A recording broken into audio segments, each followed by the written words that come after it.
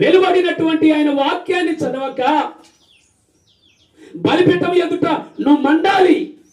దహించ అగ్ని అయినటువంటి నా దేవుని చేత నీవు కాల్చబడాల్సింది పోయి హృదయం చేత నీ హృదయాన్ని కఠినపరుచుకుంటున్నాం మనం.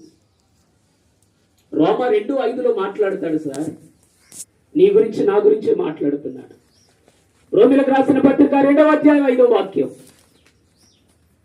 రోమపత్రిక 2వ అధ్యాయం 5వ వచనం ఒక మాట, ఈ కాఠిన్యమును మార్పునందని నీ హృదయమును అనుసరించి ఉగ్రత దినమందు అనగా దేవుని న్యాయమైన తీర్పు బయలుపరచబడు దినమందు నీకు నీవే ఉగ్రతను సమకూర్చుకొనుచున్నావు. అయ్యా చాలా థ్యాంక్స్ అయ్యా, చాలా థ్యాంక్స్.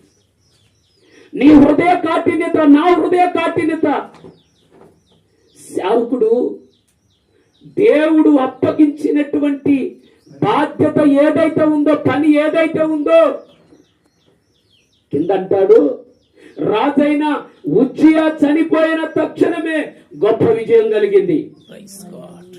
నీకు వాక్యం కొంచెం అవగాహన ఉంటే హల్లెలూయా స్తోత్రం ఏదో ఒకటి చెప్తావు కదా. వాక్యం అవగాహన లేనప్పుడు ఏం చెప్పలేదు సార్. ఒక ఉపాధ్యాయుని దగ్గరికి 2 పిల్లలు వెళ్ళారు.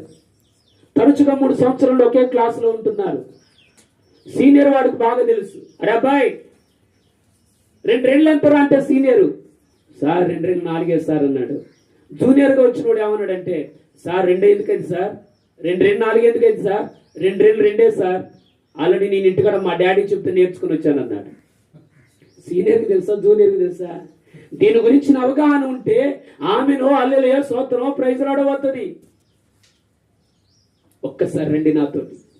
యెహెజ్కేలు గ్రంథం